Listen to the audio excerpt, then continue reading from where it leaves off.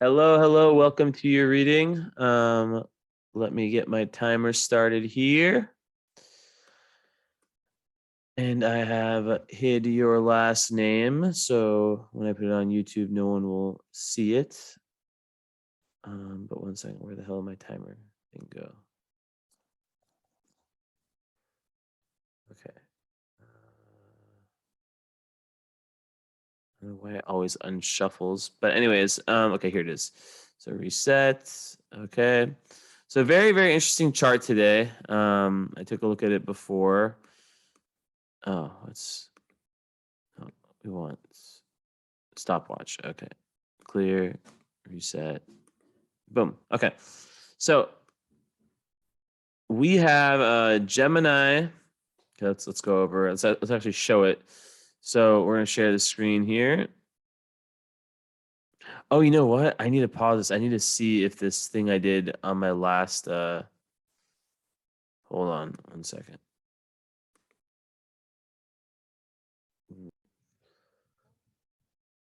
Okay, I'm back. So I'm just gonna restart the timer. So basically, yeah, I was trying to see if there's a way for me to share my screen and also have like me be like in a little bubble. I checked my reading from last night and it didn't work. So if anyone who might be watching this knows how to make it so you can see me, because right now I'm sharing, but you can only see what I'm sharing. You can't see me in the little screen, like a split screen. That would be amazing. I tried to figure it out, but I couldn't. Okay, so this is the screen. Robin HU. And, so we got the Gemini Rising. And then we have lots of fire. We have a stellium of Aries in the 11th house. And Leo Moon. So, I mean, right off the bat, very dynamic masculine energy. And then you got that 12th house Mars and Taurus conjunct the North Node. Very interesting that it's conjunct the North Node. In Vedic astrology, that would be Rahu conjunct Mars. They would look at that a lot differently than a Vedic astrologer. But yeah, so then Venus is part of the in Venus and Mercury are together, like right next to each other, same degree at 15 Aries, Sun at 11 Aries. You got Jupiter in the strong ninth house position. 8th house Neptune, nice. 7th house Uranus, and then we got some 6th house Pluto and Saturn. And yeah, so okay, let's start with the big three. So basically these are really, really complementary. Well, hold on. Let's see. So okay, yeah. So basically there is it's an aspect pattern. I don't know what the name of it is, but basically it's simple. It's the sun sextiles by element, the ascendant, which is a sextile, is a smooth aspect, where there's like a smooth energy exchange between the two. And then that sextiles 60 degrees, the moon. So it's like they all complement each other. So it's like you're a ship headed in one direction. So Gemini rising makes the chart ruled by Mercury, which is conjunct the sun. So it's going to make that Mercury, the mind, very, very strong and very, very, play a very large role, even though it is combust. It's in retrograde, right? So in your chart, Mercury is very important, and you have Mercury and Venus retrograde. Interesting. So first thing, we'll talk more about that later, but definitely some shyness, and a big theme I can see in the first minute of this is already about unlocking that Aries. You might be like one of them more shy, really like you might be one of those people that I'm gonna open up this Pepsi, by the way. Hope you don't mind my little vice. With my banana opener. But yeah, 1 second. So in all likelihood, you're the kind of person who has probably just in recent years around the Saturn return, kind of like, as you mature, like in your 30s, like starting to really open up and get with the whole self-love, and really open up that Aries power. I'm sure, well, I'd imagine if you've had your chart read before, if you studied astrology, that would be a very liberating, and if not, then this will be a very liberating experience, because basically Aries is like this sign of passion, of fire, it can be dominant. It's like when people have lots of Aries in their chart, they're typically people that are leaders, right? That assert this kind of fiery energy, and they can even be sometimes like physically imposing and intimidating, right? And impulsive, and it's like kind of like childish energy, but not like in the sense that like immature, just like youthful, not overthinking stuff. It just snap, right? But in your case, the fact that you have the two of the planets in retrograde, it's like this, retrograde planets, they push all that inwardly. So the communication, like perhaps there's some shyness. I'll show my face again. Oh, full screen. So you didn't even see me up in my Pepsi. How sad. So there, definitely could be some shyness. Venus retrograde. We'll talk about it more later, but it can create relationship issues, self-esteem, self-love issues. So, but then the sun is obviously not retrograde. Sun can't be retrograde, and it's there, and it's beaming bright in the 11th house. So, and then the fact that the moon's in Leo. So, basically, you have a trine between your sun and your moon. So let's just start with that, right? With the basics. How I usually start my readings is talking about the sun and the moon, their relationship. And a lot of times this speaks about the dynamics you have with your parents, and also the dynamics they have with each other. And this would be a very healthy dynamic, right? Because they're both in fire signs, Leo and Aries. So they're trining each other, as I said. Lots of times this creates you could say like a marriage or partnership, whether they're together or not, that has some level of flow and success to it. So after that, so let's speak about, okay, so what does Aries and Leo have to do with each other? Well, they're both very, very similar in terms of their goals. Leo moon individual is going to be someone that has there's going to be lots of, the moon it represents your needs, right? It represents the internal environment in which you live. So the Leo moon individual, they have to watch out for being self-centered. This is also a theme when you have a lot of fire, like you have a lot of fire. Like it's like, watch out for not burning yourself and other people around you, right? But yeah, Leo moons, they definitely have like a need for attention. Especially when young, they can be like somewhat needy children in terms of like, but they really want to be like recognized for their creativity and their distinguished self, right? So they really want to separate from other people. And, Aries is kind of similar, not as much as in the showy kind of like creative way, but it's really all about like adventuring and finding itself and individualizing and very, very independent energy that just wants to get up and go, right?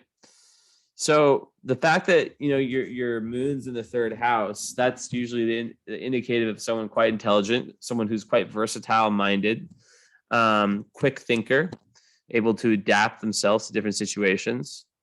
And you have nice trine with Mercury in your moon, which would complement what I just said, and Venus in your moon.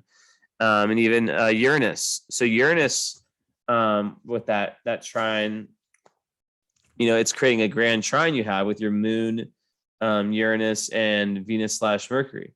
So that's a very, very strong indicator of someone who, the bottom part of the triangle is where the energy goes. The moon, your emotions are really, really, on one side, the Uranus trine, you can really benefit from downloads and from kind of being a little bit let's see, a little bit eccentric, but not in a destructive way, like very, very unique, right? But not in a way that like offends other people or goes too far or is risky, like in a nice way, in a nice liberating way.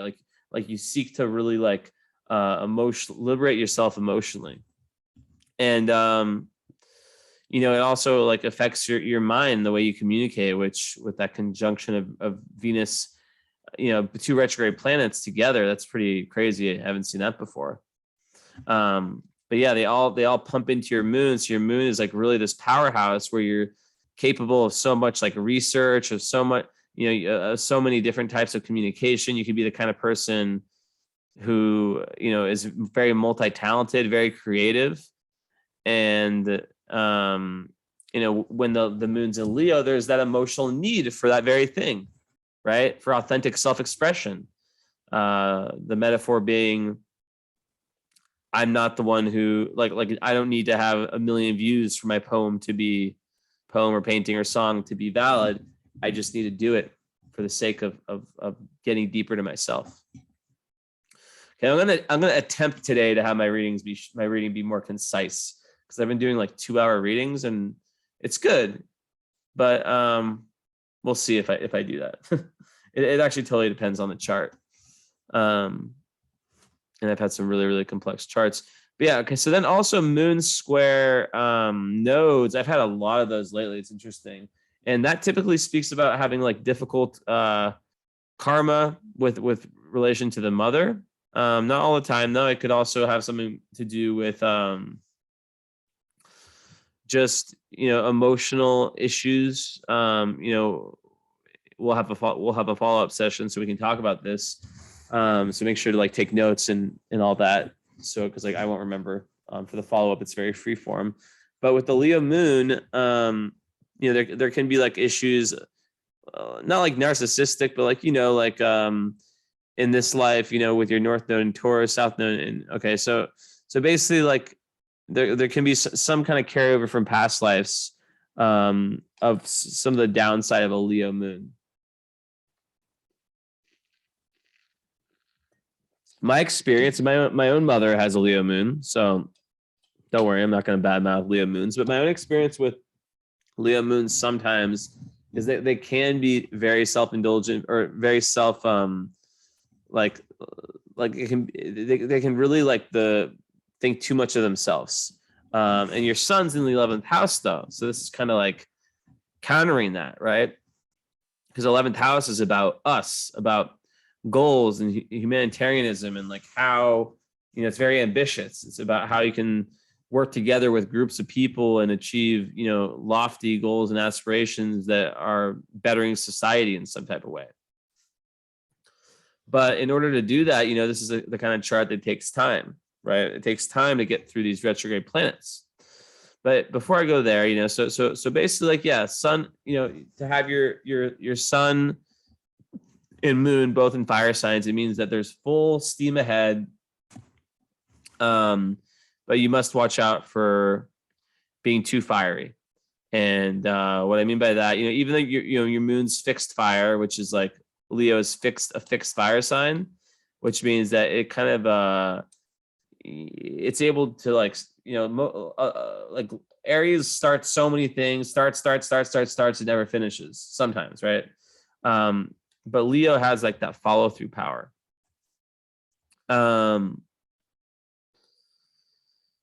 But yeah, so like watching out for having to be like the center of attention, kind of like feeling into the emotions, like when you're not. But in itself, like Leo moons, that they're gregarious, they're funny, they're playful. They always have that kind of inner child, no matter what age they are. They always kind of keep that inner child. So I always, I'm very like, I'm a 7th house Venus and Mars. So when I'm North Node. So when I do readings, I like to speak about the psychology, but also how it relates to relationships. Cause I believe that, humans, want to find relationships. It's not the craziest belief, is it? That work. Astrology can give many, many implications and clues as to, what kind of relationships those would be. So, with the Leo moon, satisfying them. They do like compliments. They do like getting attention and getting lots of love, and Leo moon is sensitive, and it's also inner child, like I was saying before. So it's like, they really like to be with partners who they feel like they can kind of be goofy with, and express creativity with. That's super important too. And that goes further when you have Juno, the asteroid of marriages, or whatever, wherever your Juno is in sign and house. It speaks about like what you look for in an ideal partner, and Venus is also kind of similar to that, but Juno takes it a step further. And Juno and Libra in the fifth, it doubles down on that thing of like wanting to be able to create or have like a creative partnership potentially. I could see like playing music or doing whatever your creative outlet is. I imagine I would guess that you have one. I mean, it's not like certain. Or even spirituality, or just anything creative, even sexual. Fifth house is ruling sex, or the kind of fun kind of sex, though, not really like the deep kind of sex. And also children. And yeah, Libra obviously is a sign of relationships. So it's like about really wanting that, like a fair kind of nice balanced relationship where there's where there's lots of it's very equal, not like a power dynamic issues. So anyways, yeah, so your emotions are like this big channel for Uranian energy. So you can definitely get downloads of the future from your, when you're meditating and in your dreams and stuff. They can be prophetic dreams. And then also, you really benefit from having this really smooth connection between your inner emotional self and your communication, and how you kind of value yourself and value others in relationships, your love language, right? So, and then the Aries sun in the 11th house, obviously that is, I don't really like going into sun signs that much, right? I mean, obviously Aries is very freedom loving, assertive. I've kind of given some traits about it. Like really meets life head on. They're very not like around the bush. It's very much like, let's do this right now. And they're very, very powerful, right? And yeah, so for you, it's really important because you lack Earth in your chart. Actually, you do have one Earth planet, so I take that back. You do have your Mars and Earth. What do you lack? You have a lot of fire, but it's a very weak Earth element, because in the 12th house. So it's like you're really trying in this lifetime to find this like balance and this like routine, which is shown by your 6th house too. And it's very, very important for you to create structures in your life that can lead to your success. Like, for example, like daily meditation or daily exercise, or whatever it is. Because for you, Pluto in the 6th house, like being, there's kind of two things there. It's like on one end, North Node, the 12th house, like being of service is huge for you in this lifetime. Like that's like a mega karmic goal and need, is to be of service to humanity, right? It's shown all over your chart, 11th house sun also. So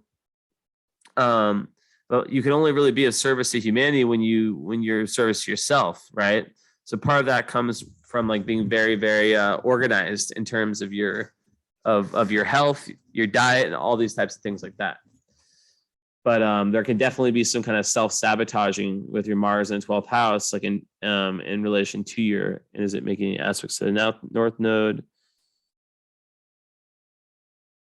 Of course it is. See, I can basically predict these things at this point. Of course, I just said it was conjunct the North Node, brain fart. But it's opposite of the South Node, which is more important here. And what I see there is that in past lives there's been like kind of self-sabotaging, and it's difficult, right?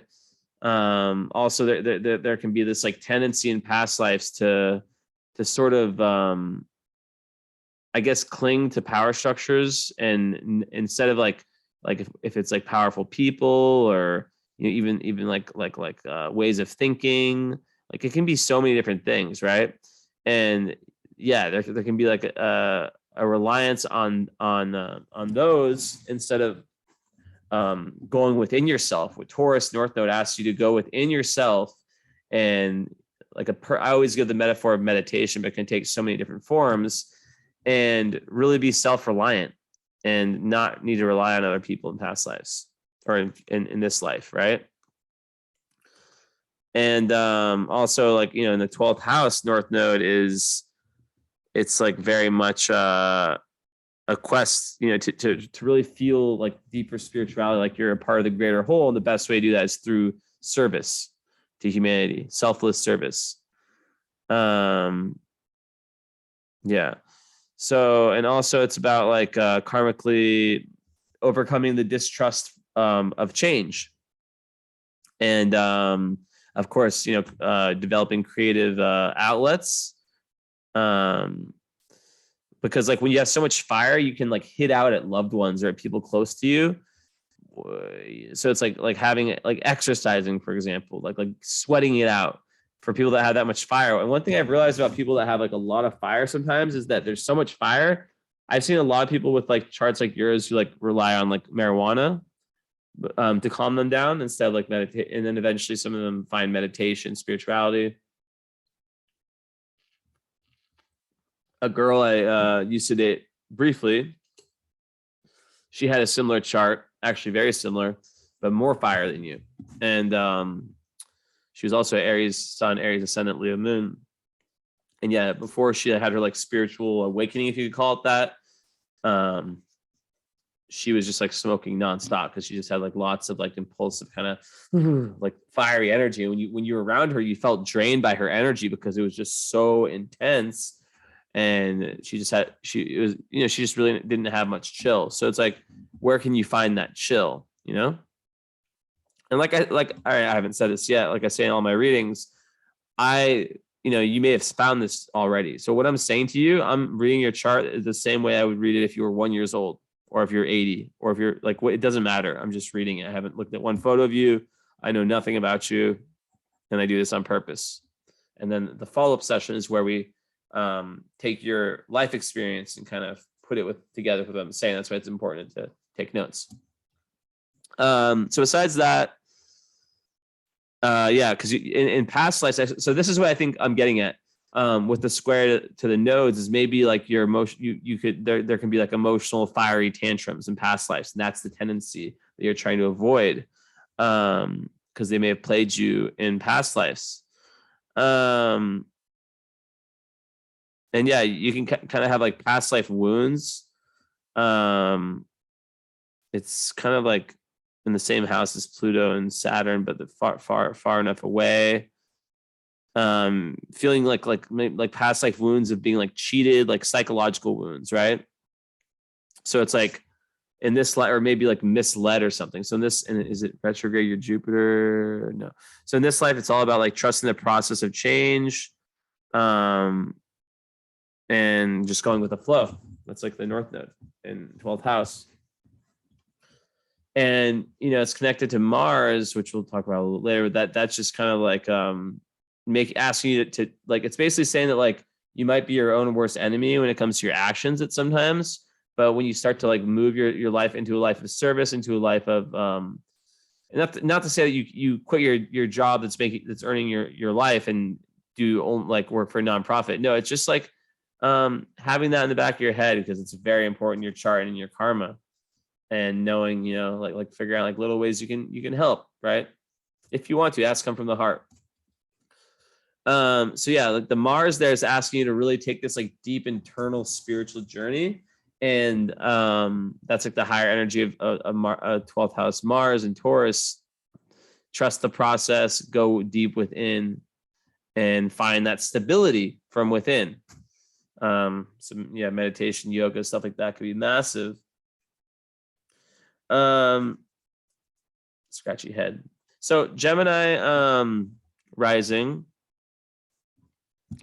Gemini rising's my girlfriend, she has Gemini rising. She and I have several friends who have Gemini rising. Some of them are in their lower 30s or mid 30s, and they look 25. It's the ascendant that does not age. It's well documented because it's a very, very playful, fun, very social, kind of like sometimes a chatterbox, social butterfly energy.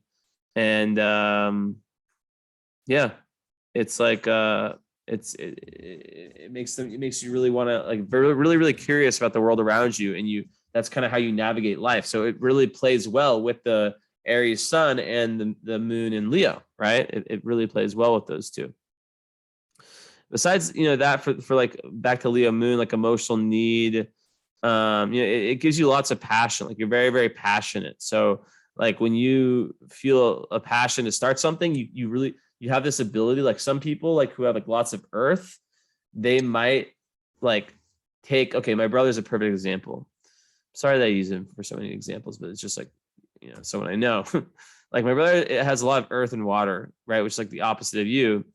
And it took him like 2 or 3 years to finally decide to get a dog. Like, it was literally ridiculous. To post an Instagram, he like I was with him when he was literally like played this like clip probably 200 times in a row, like thinking, should I post this? Should I post this? So that's like the opposite of fire energy, but we'll get to your retrogrades in a sec. But yeah, very, very, like, when you put your mind to something, you can really start it. And it's all about like putting the routines and the consistencies in place to be able to truly, truly follow through. Okay. And the sun, obviously the stellium, you got a nice sextile Jupiter and sun that's giving you like lots of luck and optimism. To your, kind of like a very strong aura. You have a really, really strong Jupiter. Very, very luck. Lots of luck. I don't really see, like, this is a pretty easy chart, I must say, so far. You don't have any difficult moon aspects. You only have smooth flowing ones. And with the sun, you have that stellium. The most difficult part. So when I see charts like this, I think the hardest parts, like, it's made to not be that difficult because there's some things that really need to be concentrated on. And this is where I go to your retrogrades. And I want to pull something up. One quick second. Hold on.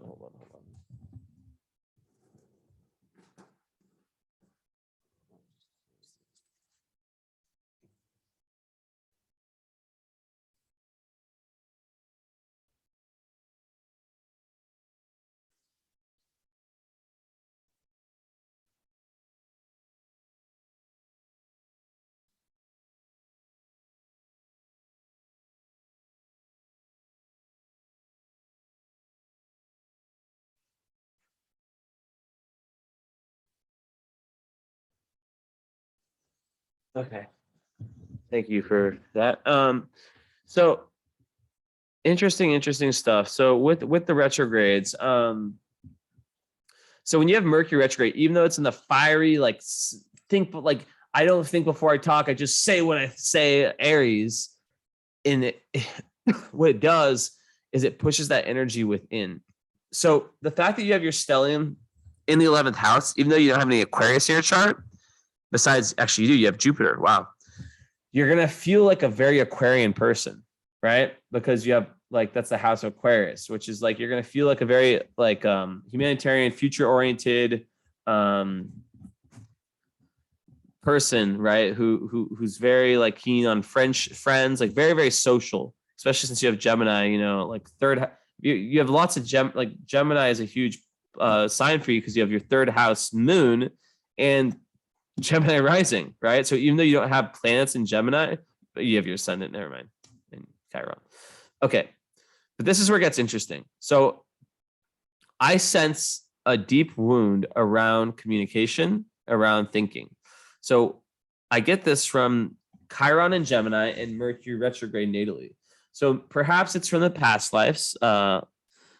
Perhaps it was just mimicked in childhood. But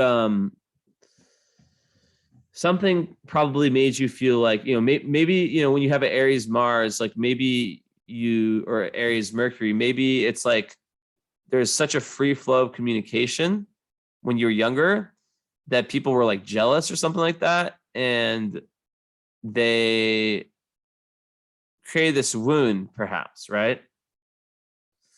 And then it made you be way more internal, because when you have karmically, when you have Mercury retrograde, it's about um like usually like Mercury is like it's your words, it's how you think, so it's you speak, it's more external. But when it's in, it can make one over analytical. But like really what they're trying to do is they're trying to go within themselves and figure out, especially like in the first 30 years of life, like a lot of stuff in astrology happens like before the first 30 years. What is the right way for me to think and for me to communicate? Because in past lives, and there's either like an over or an under communication. And I think it was probably the over, judging by the rest of it, right? So in this life, it's like you still have the same energy, right? But it's like more restraint and more self-analysis. So instead of like someone who might have a direct, which is the opposite of retrograde, Mercury retrograde, or excuse me, Aries Mercury, they might just like the idea comes to them and they just say it right away. It gets them into trouble sometimes, right? For you, it's more internal and you spend more time thinking about it. So even though you have that, you're and sometimes retrograde planets can perform more like their opposite sign. Well, Libra Mercury is all about balancing out like the the choices of the communication. Okay, how does this, if I say this, like how does it affect this, and if I say this, how does it affect this person, and blah blah blah. So it can lead to a little bit of indecisiveness. I'm looking for this post. Like I'm sure you've seen my my recent posts. I don't know how long you've been following me, but I've been working my little tail off. So I'm trying to find this post I had. I literally use my own post now for notes because I just have so much in there. But where the hell is the retrograde one? Oh, I remember it was, I think it's this one. No, it's not. But yeah, so like that's kind of a big part of this energy is internalized thinking, internal and really trying to figure out what the right way to speak is. And let me find this before I say anything more. Okay. I think it's probably further down here then.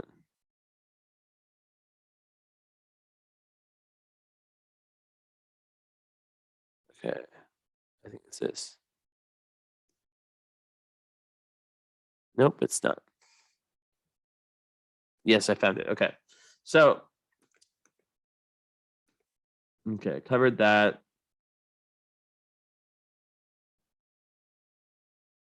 Yeah, it's definitely challenging. You have two, it's very rare to have Mercury, especially Venus retrograde, right?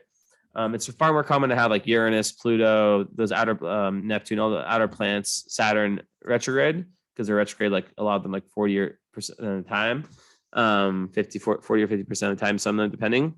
But for these ones, it's far, far less. I think Mercury is 18%, and Mars and Venus, it's like around like 8% or something like that. So it's really of the population. So it's very, very rare. So okay. So okay. Oh, this is what I was looking for. So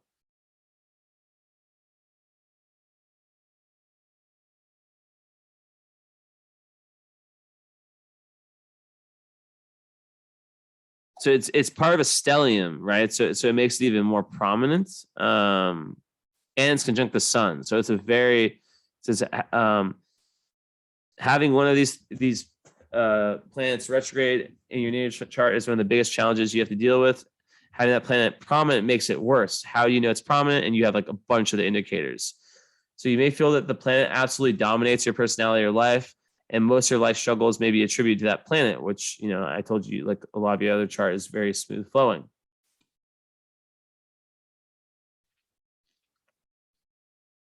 Um, So yeah, they tend to break the time barrier, these retrograde planets. The individual brings memories of prior lifetimes into the present incarnation. They may be a feeling of blending lifetimes. But listen, this stuff is fascinating. Characterized by the person attempting to resolve issues that still appear to be unfinished. The memories can be so vivid that the person does not recognize them as memories. She is living in a dulled phase of another time zone whose irresistible magnetism seems even more important than her current life. She also said the author of those quotings also said the person may be either behind or ahead of themselves in this life, while still another part of the self is not yet in this life at all. In addition to this lack of synchronization with chronological time, which in itself would be enough to upset most individuals, she also experiences on still another plane a rather unique orientation in space. So it's like about continuously reliving the experience that relate to the particular retrograde planet. You may experience a few challenges when you navigate a retrograde planet's life themes, that is, at least until you work on those areas of life internally, at which point you can then enjoy them externally. It is not some karmic punishment where you have been bad in a past life and now you must have this placement for whatever reason, whether it be by an overuse, like I said before, or an underuse of the planet in past lives, or that you have just reached a certain evolutionary point in your soul's development, right? It can be that too. The person with the retrograde Mercury, Venus, or Mars is here to develop a deeper internal understanding and strength of the traits associated with the retrograde planet. 18% have Mercury retrograde natal, and 8% have Venus. And they have no figure for Mars. I'm sure it's like around 8%, 6%. So when you have natal Mercury retrograde, you may have lessons to learn related to thinking, communication, the mind. So I've said a lot of this, but I like to kind of read this too. Overall, these people tend to become very philosophical and can spend a lot of time in their own heads. Sometimes it's difficult for them to learn, especially. So this is really important. So this is like what I'm getting at is the fact that you have Mercury retrograde. It makes the learning style different. So like some people that have Mercury retrograde, they get told that they're dumb, or they internalize that, like that there's something wrong with their way of thinking, way of speaking when they're young. And then they get the shame, right? And this like like a kind of micro trauma around that. And it affects their confidence, their ability to like really like speak their mind and all that. And that's kind of what I'm seeing. So yeah, difficult to learn, especially in young in a standardized way. And they may require a specialized type of schooling. And it's not to say they're not smart. It's far from the truth. Many geniuses have this. They can be shy and see things more abstractly. The child with this placement is likely to be made to feel and told that he or she is less intelligent than he or she really is. This child's learning process is different, not less intelligent. I must also say that it also matters what sign and house it's in, and blah, blah, blah. So yeah, it turns the mind inward, giving a tendency to repeatedly go back over prior events and lessons. The thought process is based in the subconscious rather than the conscious mind. This means the learning process is more right-brained than left-brained, and you absorb the essence rather than the details. And for this reason, you are likely to score lower on standardized tests, potentially, or fact-oriented tests. But you're really capable of tapping into the collective unconscious and perceiving knowledge from prior lifetimes. The process is unconscious because you know more than you can consciously communicate. Frustration can set in, right? When you know the essence of everything, but not like all the facts back it up. I struggle with that too with my Mercury and Pisces. Like the feeling of like knowing something's true. And maybe, being a Gemini rising, you probably do have the gift of gab, but yeah. So, you may become preoccupied with the form of your ideas, creating barriers to the essence of your knowledge. Creative outlets that require nonverbal communication, such as music and painting, are great modes of expression. Many of our musical geniuses have this. Mercury retrograde. History is also a natural outlet. Study of history. In relationships, there can be a tendency to react to others as if this is so interesting. To react as others, not just romantic relationships, as if they symbolize persons from the past lifetimes, which is so trippy because like my brother, I always feel like he does that to me, and he has Mercury retrograde. And I'm like, it's just weird. It's like trippy to think about like how you can like maybe have unresolved trauma, and it's maybe that same person from a different lifetime, right? But you're still talking to that old version from another lifetime of that person. So trippy. Or you're talking to someone completely different from another lifetime. Okay, so that's yeah, okay. I think there's one more about one more page about this. So there's so much past life energy for people born under this, with a challenge to speak from the depths of one's being. This is to overcome lifetimes of having to hide their true thoughts. So interesting, right? So overcoming lifetimes of having to hide their true thoughts, leading to a painful disconnection. There are gifts that come from the struggle to speak in such a wholehearted way. I don't think it was hiding thoughts for you. I think it was like, because you have Saturn conjunct your South Node, so I think you were like a very like you were very, very powerful, like I don't want to say authoritarian, but very authority figure. So they're learning to reconnect with the authenticity of their own unique ideas, which could be very true, because when you're like an authority figure, perhaps you speak, like any political leaders today, they're full of shit. Not to say you're like that, but you get the idea, the gist. So yeah, learning to connect with their authenticity of their own unique ideas and preferences and decision-making tendencies. And also one thing I noticed about Mercury retrograde people is that sometimes early in life they can like copy that people that like there can be that where they can like have trouble like coming up with stuff on their own, and then copy people with like life direction stuff. So because because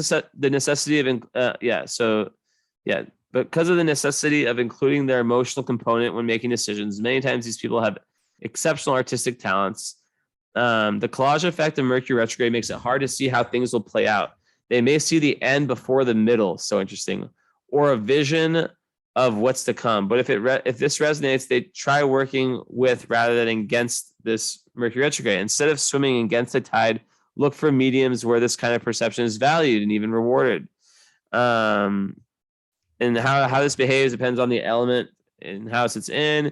People born under water signs, Mercury makes your mind search for the emotional essence.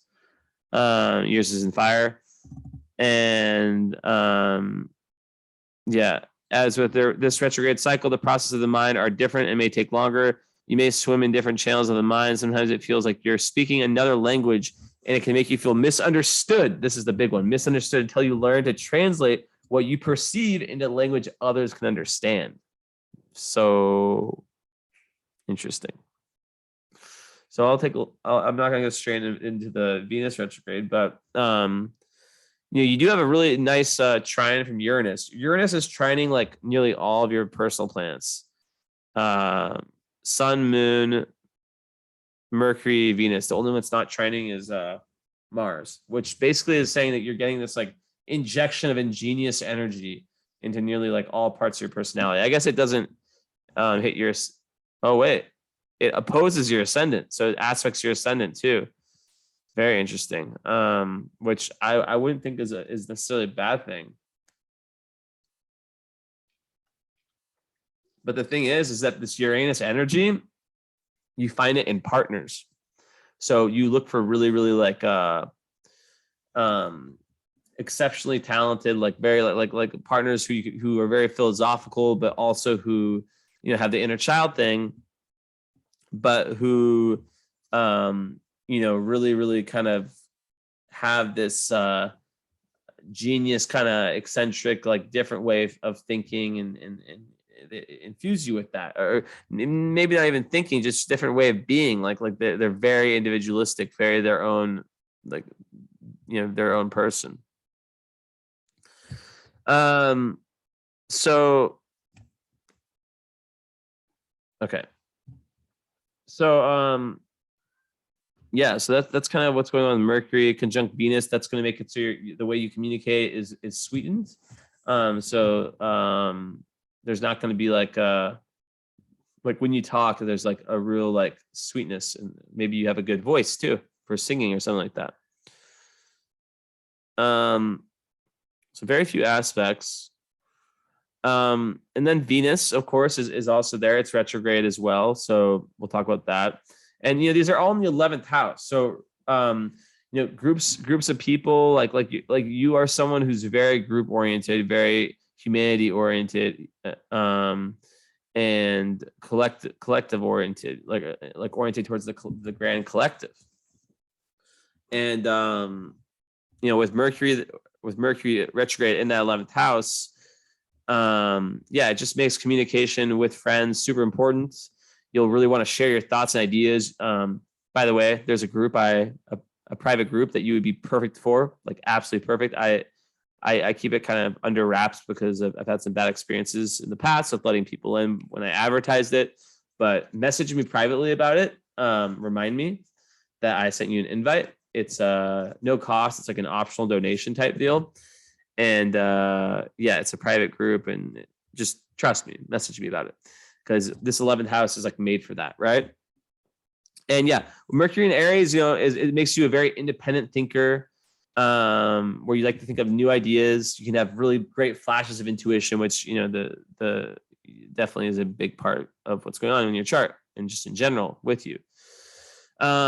So then Venus in 11th house, that in Aries, like usually Venus and Aries people, they like pursue their partners like so fast. Like they can be like even like women. I have like women friends with this, and they're the ones that go after the guys, right?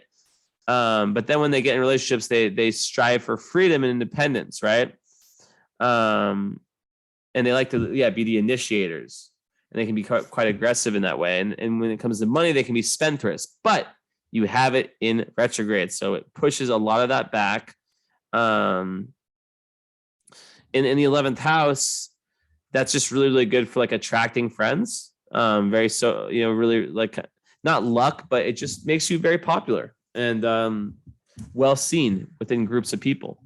It just, groups work for you.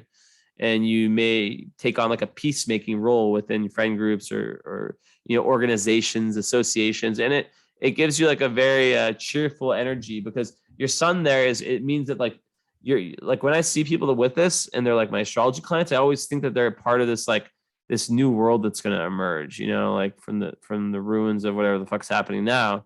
And I think the 11th house people are people who are meant to really be leaders of that next step.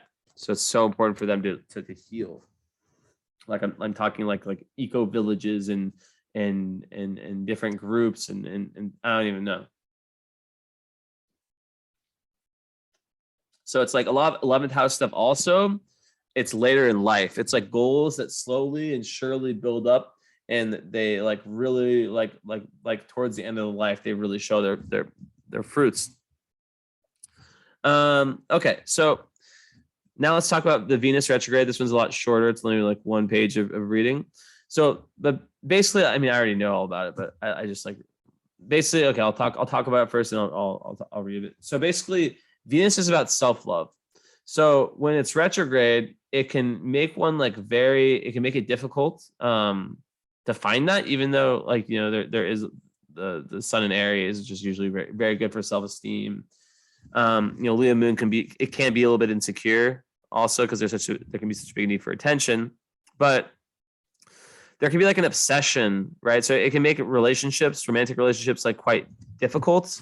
There's a big need like to learn like the whole self-love thing. And there can be like a overcompensation when it comes to like romantic relationships. And okay, let's see what it says. So this indicates a difficulty in expressing freely your love and affection for others. Okay, so that's another big part too. Difficult to express, feelings of love, right? Of like saying I love you and stuff like that, right? And you may feel that you lack emotional fulfillment and tend to interpret life's events through the lens of how much am I loved or deprived of love. Emotionally based relationships can be difficult because you tend to internalize and thereby exaggerate hurts. Yeah, to internalize and exaggerate hurts. I need to reread that. So you tend to interpret life's events through the lens of how much am I loved or deprived of love. So it can be very like codependent energy. Venus is all about self-love, and only once you love yourself can you truly love someone else. How many times have you heard that? But this is even more of a challenge for the Venus retrograde person. Because of this, these people may take the long road when it comes to love, creativity, beauty, pleasure, receiving peace, and inner harmony. From a karmic perspective, this reveals that your soul carries memories of past life, painful relationships, and a great misunderstanding about the nature of love. So past life, painful relationships. The prior intense emotional pain may result in a present tendency to cut yourself off from fully expressing the richness of love out of fear of being hurt once more. You may tend to react to the present as if it's the past, thereby pre-programming the present love relationships. There can be a tendency to block oneself from happiness by trying too hard to achieve it externally through relationships. Relationships with others can become an obsession, but it's very uncomfortable. It's a super uncomfortable feeling, like when you're on the, I don't know if you've been in a position when you're on the receiving end of like someone who's sees you as their savior and their be all end all.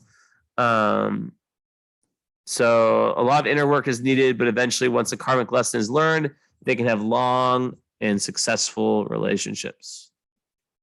Interesting. So, okay. So the stellium though, it becomes a real superpower and real leadership potential and a real pioneer trailblazer. And yeah, leader of people. And when you do find, if you have found what that real life goal is, boom, you go towards it. Also, two other things, or one other thing, I guess. When you have Mercury, so when Mercury is in retrograde, I don't know if you've heard this, when you have it natally, time and everything actually, there's more of a flow to it. So while everyone else is freaking out, for you, it's easier. And same thing when it's in Venus retrograde. It can be a great time for self-love and good feeling. So yeah, Venus. Okay. So that it's only got that one aspect with, so you have a very, this is going to be one of my shorter readings because there's really not that many aspects. Venus with the Uranus is just kind of speaking to, really liking someone who can give adventure, who can, it also has to do with your Gemini rising, right? Someone who's interesting, where there's that real, like, how you say it, intellectual connection in the minds, where there's a real stream of communication between you two of like maybe unusual topics. Okay, Mars in Taurus in conjunct the North Node. I mean, I've heard things that this is difficult from the vague perspective to have Rahu and Mars. Basically, what the way I see it is like it's in the 12th house. So 12th house Mars can be very like self, like what's the word? Like being your own worst enemy, right? Self-sabotaging. And the key, and I've already talked about this already a little bit in this reading, is to push this power inward into your spiritual quest and into your quest of being of service. If you don't, sometimes you can just like do things that just like, you're just like, oh, like why the fuck did I do that? And it's like this impulsive action. And there can be emotional outbursts out of the blue, and it can make one feel like kind of like directionless, right? And like where their sense of personal power is somehow eroded. But back to what I was saying before, I want to really get this in, is that like at some point, like something within you felt like it wasn't enough potentially, perhaps it was like in the early schooling environment. It's really tough to tell. That's when, the follow-up will tell us a lot. But having Mars in Taurus, that gives like really strong desires. It can make one, have very strong like sexual and I don't want to say hedonistic, but pleasure desires, whether it's like eating chocolate or whatever, like overindulging perhaps in the senses. Yeah. And it can make one very stubborn in the 12th house. So you have to watch out. It all goes back to that, not fearing that change, right? And being able to like go within yourself and find all of this like self-worth and all of these internal values that you can then make your decisions based on those. So Jupiter, which is unaspected. And what did I say today about unaspected Jupiter? In my post today.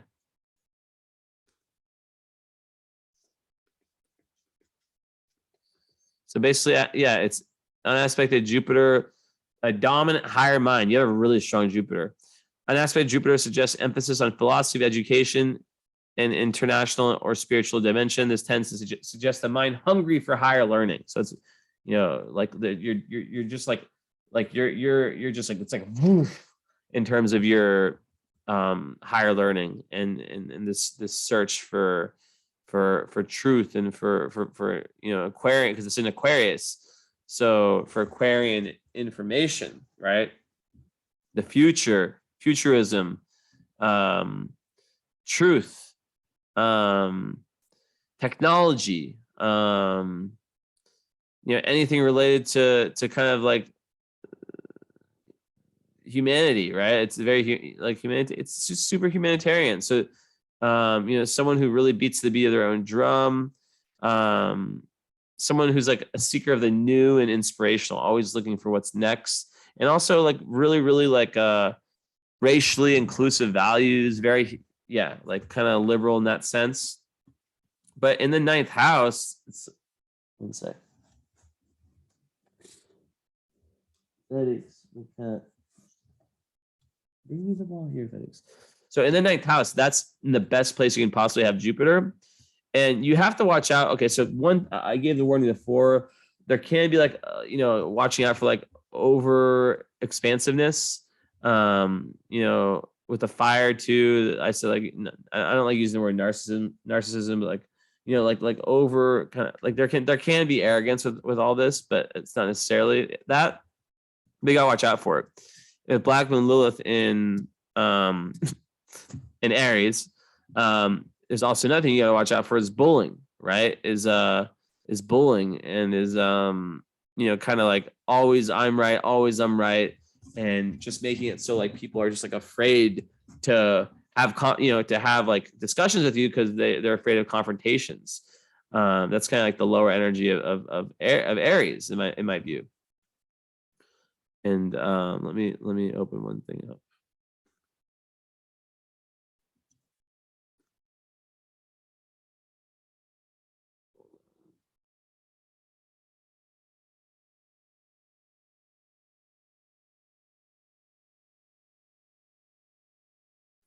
Where'd that go? So okay, and then one other thing about Black Moon Lilith and Aries, fear of being unworthy. It judges its own own performance and achievements, and struggles finding itself worthy.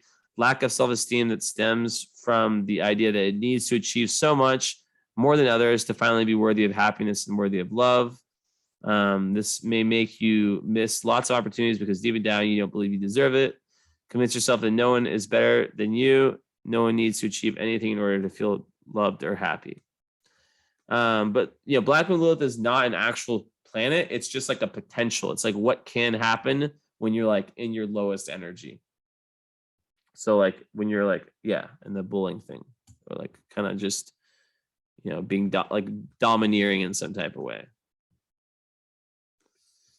Yeah, so much leadership potential in this chart. But I think like the retrogrades are like massively important for you. So with the Jupiter also, it's just like there's this insatiable search for the meaning of life. You're trying to like, with all that fire, if you can literally be the person, like if you're interested in astrology, you're like, okay, shit, I'm just gonna like learn everything about astrology. I mean, that is kind of scorpionic, but like you do have like that ability. And then we'll talk about your sixth house soon. Endless quest of knowledge through so traveling is really, really advantageous to you. Like metaphorically traveling through like different philosophies, or physically traveling, right? So like expansive knowledge is the basis of your wisdom. And you have to watch out for being overly expansive and betting too much on yourself and taking too many risks. But with that said, in the context of what I said before about your North Node, it's good to take risks. It's just good to take good risks, healthy risks, not stupid risks. Especially when it comes to traveling. And kind of like doing things like getting this reading or buying that book that you're interested in, or taking that course you're interested in. I do astrology courses too. If you're ever interested in learning, I do one-on-one catered, just by the way. Not many people know that. Okay. So next, So, okay, I talked about a lot of these already. So your sixth house, very interesting. It's ruled by Scorpio. So there can be like an intensity that you approach daily life with. The fact that you have Pluto there means that like when you're like being of service is like this like massive, I had it in here. This like this massive karmic impetus for you. Like it's like your greatest growth in this life can be when you are of service. Like indicates that the individual's greatest contribution to life will be made through work, service to a cause, and self-improvement. And leaders, the goal they seek is primarily integration. At times, ruthless means may be exercised for its accomplishment. But really, it's about like, yeah, like just like giving into service, and your part of fortune's conjunct Pluto. So that's literally saying, and also like your daily routine is super important in your life. So there's like a spiritual prowess to that. And also there can be like dramatic changes to your health, Pluto there. So it's really important to like, to know the relationship between body and mind. That can be very psychosomatic. But basically part of fortune conjunct Pluto in the sixth house is saying that your greatest joy, like your flow state, is when you are in that routine, in that consistency.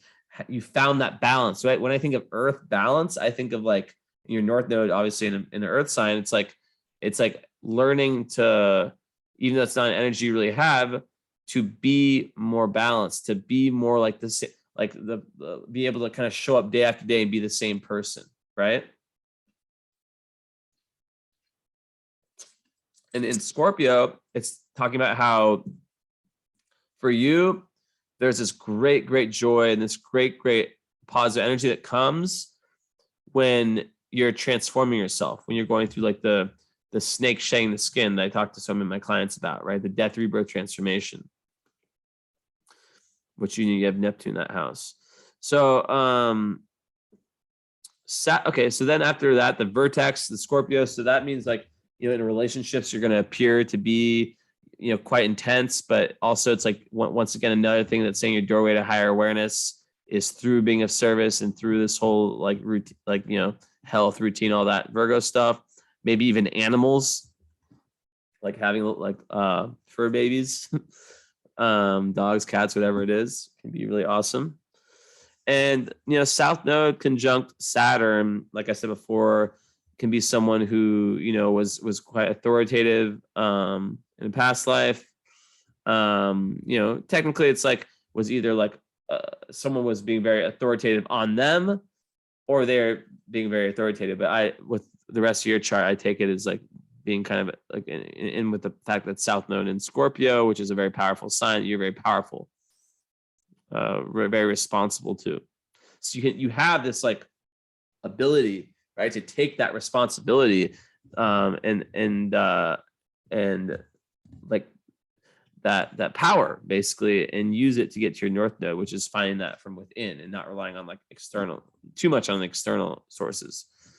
So yeah, Saturn in the sixth is also very much connected to the body. It gives one. So this is like a really good place in a Saturn, and you have a really it really makes that structured daily work really important. So like, yeah, daily health program is beneficial, really good for organizational abilities. So that really helps you. And you've inherited kind of like past life skills in that regard as well. So interesting there. And yeah, that whole sixth house is, and what else did I miss out on anything from the Saturn?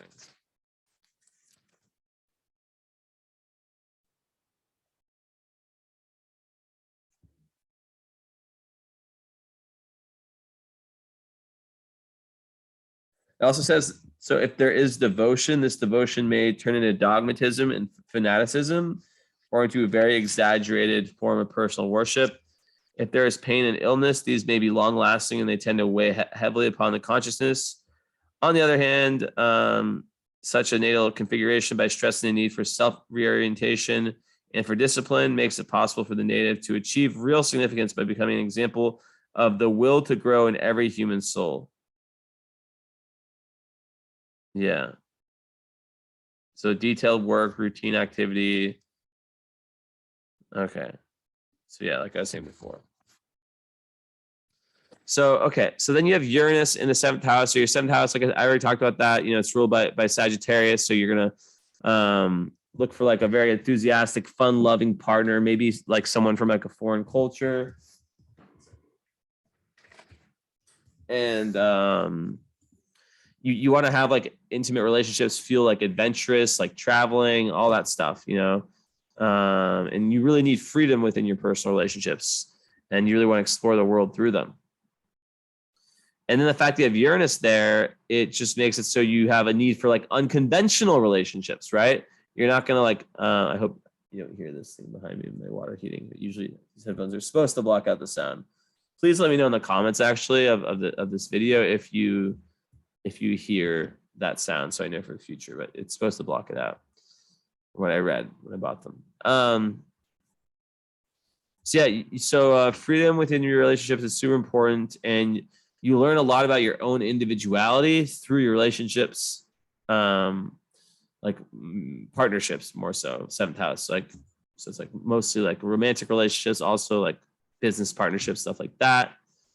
And it's connected to like all your planets, so it's just a mega part of your chart. So I guess we can go through the houses here.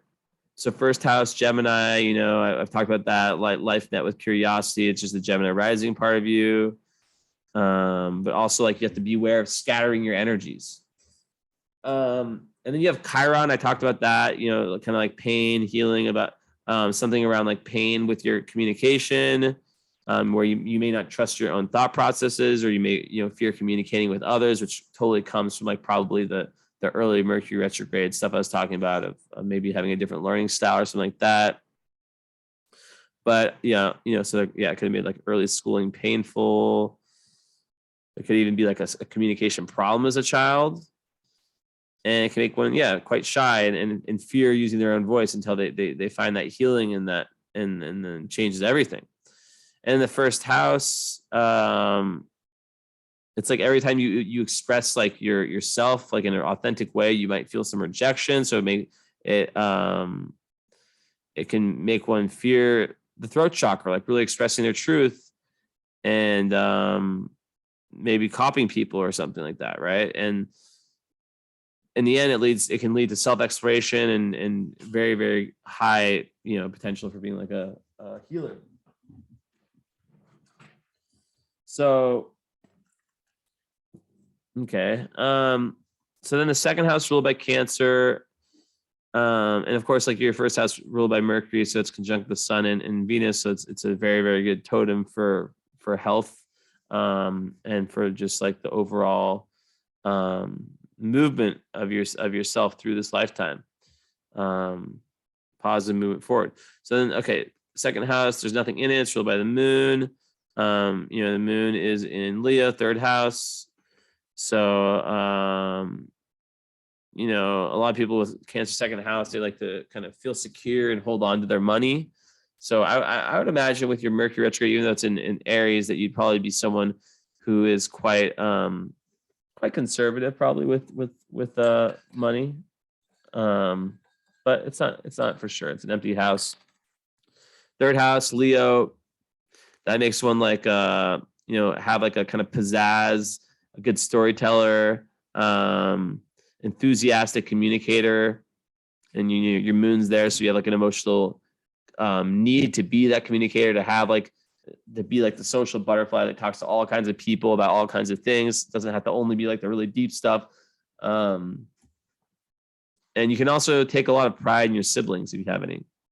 So Virgo 4th, ruled by Mercury.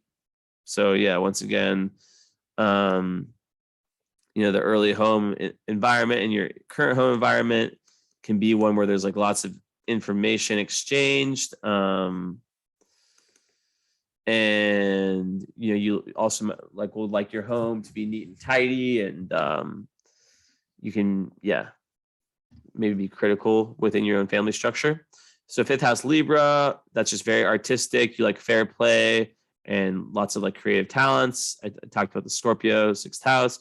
I talked about the Sag 7th, and then we have 8th house in Capricorn with Neptune in it. So Neptune in the 8th house is a very beautiful placement. That is like psychic energy, like where you really like feel at one with others. And you have like this ability to like really dive into like the metaphysical pursuits, where you can like really sense like emotional undercurrents and kind of be like really connected to like the collective collective consciousness of humanity. So it's really great for many purposes. And it's one of the best houses you can have Neptune in.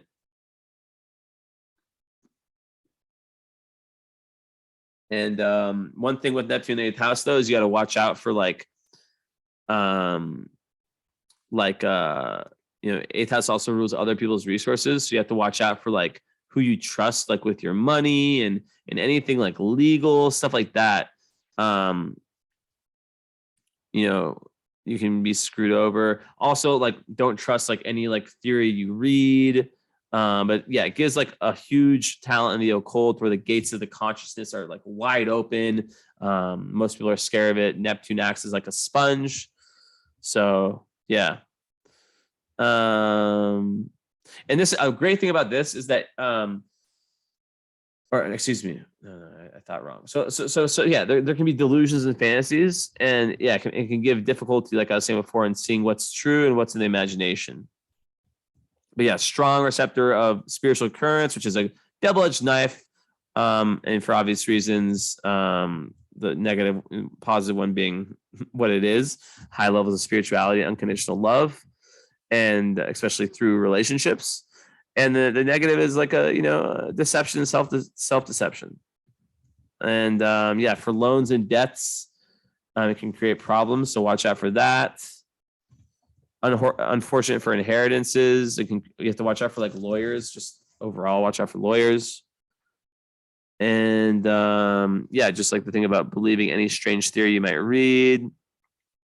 Also, be careful of like sects or religious groups you might like sects you might join. Like people, like spiritual people might come to you and be like actual like toxic energy vampires and kind of steal from you.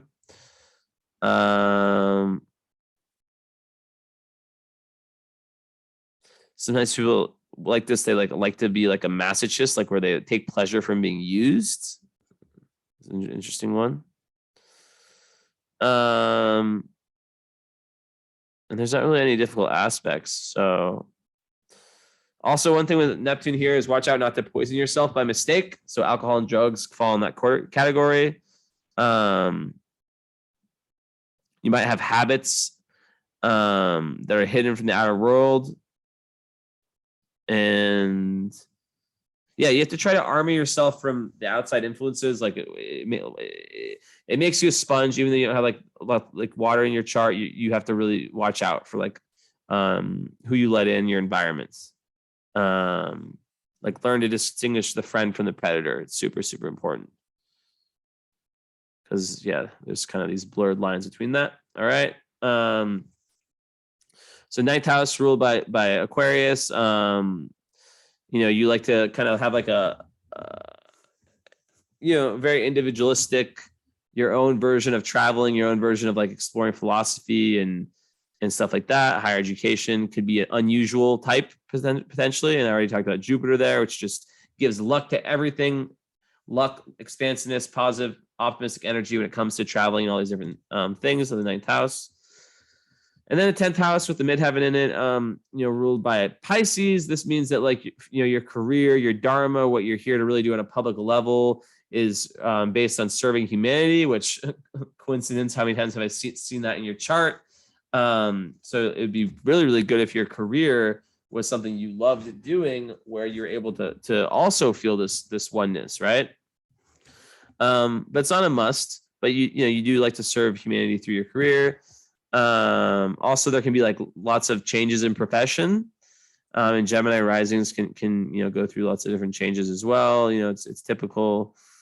and sometimes chasing fantasy ideas about your life direction.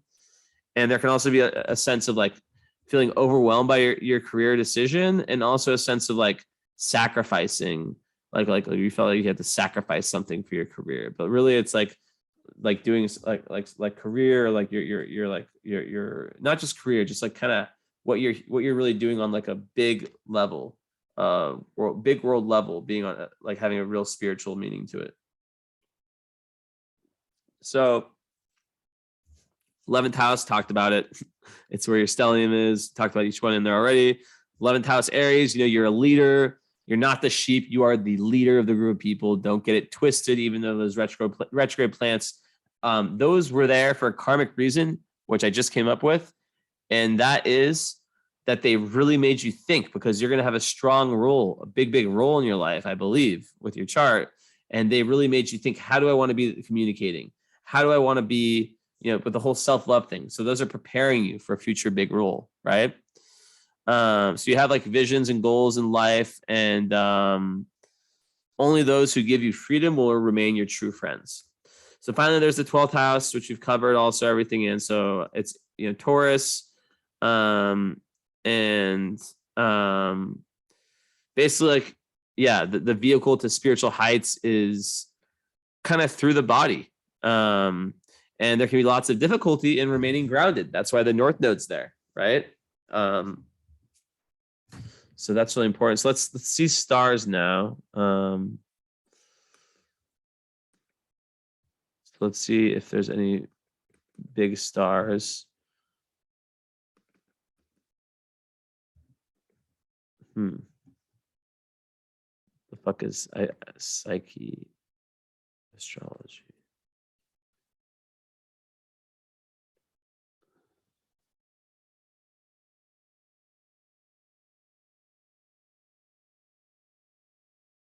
Okay, so you have psyche, which I don't really know about. So sometimes through these readings, I learn that there's so many asteroids, so many fixed stars.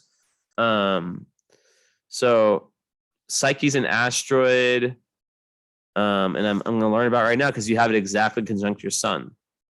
So it's a Greek word for soul, and it's a place of your chart that can detail for where you can find your entrance into yourself. It also represents psychology and is involved with the discipline of the study of the mind. Psyche encompasses the soul, the mind, the self. Okay, I'm going to kind of speed through this and then tell you the breakdown. There's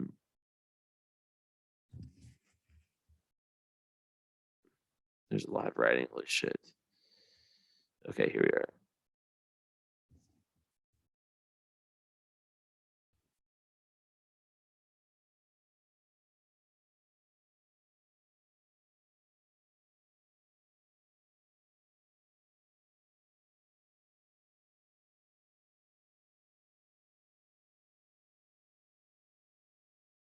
Yeah, it gives you, okay, so now I kind of got it. So a lot of times like the names are kind of like give clues into these. So it gives you like this great desire and impetus and a whole lot of meaning into like discovering your own psychology, which goes completely with your Mercury retrograde and Mercury Venus, like your own inner psychology, a deep need to explore your inner psyche.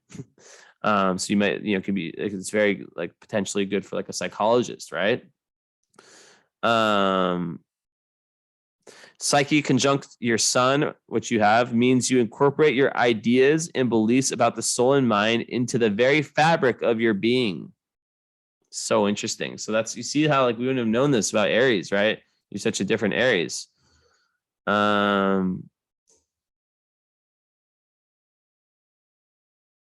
Okay. So that's kind of, I'm satisfied with that. Usually I don't really find,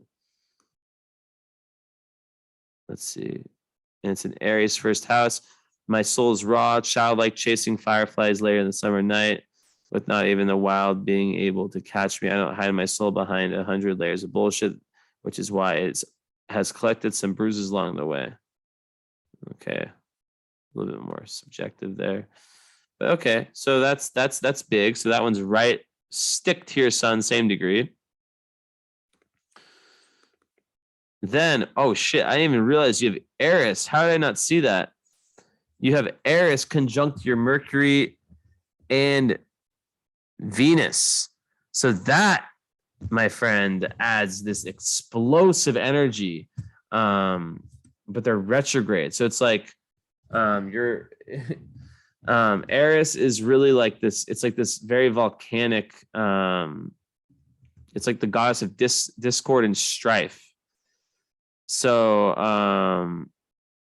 when you have it conjunct your Mercury, it can create, and especially in Aries, like it's like kind of like thank God that you have like this retrogrades, right? Because they hold you back. I'm curious to know about this, how this worked for you psychologically in your life with communicating and just like letting things out and impulsivity and speech. And with Venus, it can kind of like have that same explosive effect come in relationships.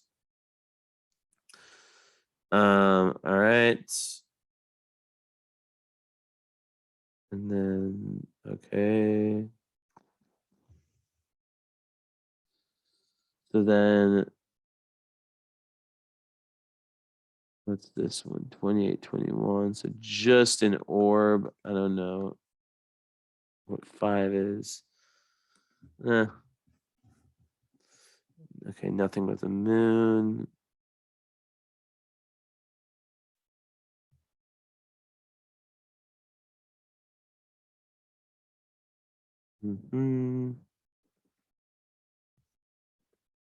Part of marriage conjunct Jupiter. That's going to give luck with marriage, luck with partner, especially since your 7th house cusp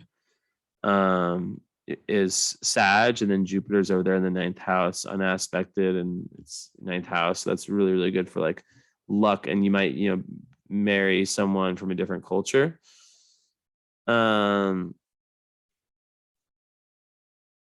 Okay. So now let's see the other file. Let's see if there's anything else.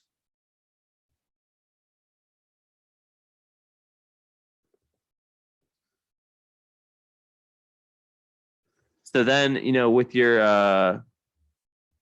midheaven, it's conjunct Estrella, and that's like the goddess of justice. So it's very Libra. So your midheaven's in Pisces, but that's another like, like integration, wholeness, and it's another one that you could see really working well for healing or even psychology, which is like, or like, business, even is the scales, right? There's a great intensity to Estrella, and it can manifest in a deeply concentrated way, both in personal terms and more mundanely.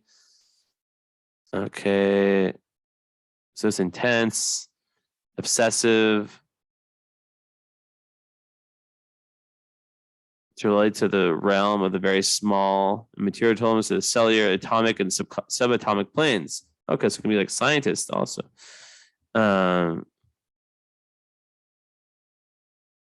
Yeah, so it's like really, it's very kind of research based too, like really getting down to the deep, deep, deep, deep bottom of something to like understand it better. All right. Okay, so still. Okay.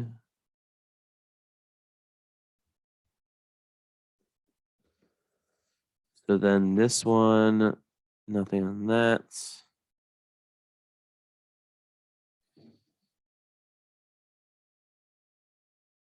Okay.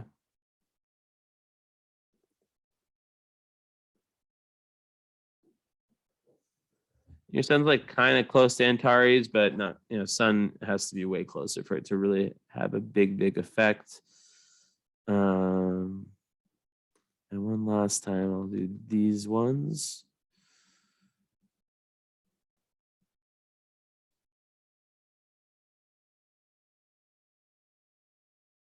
Okay, and I don't see anything.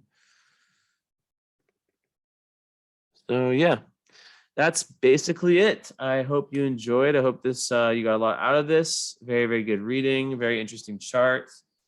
And yeah, so I'll upload this and let me know about the follow up. Look forward to talking to you. Okay.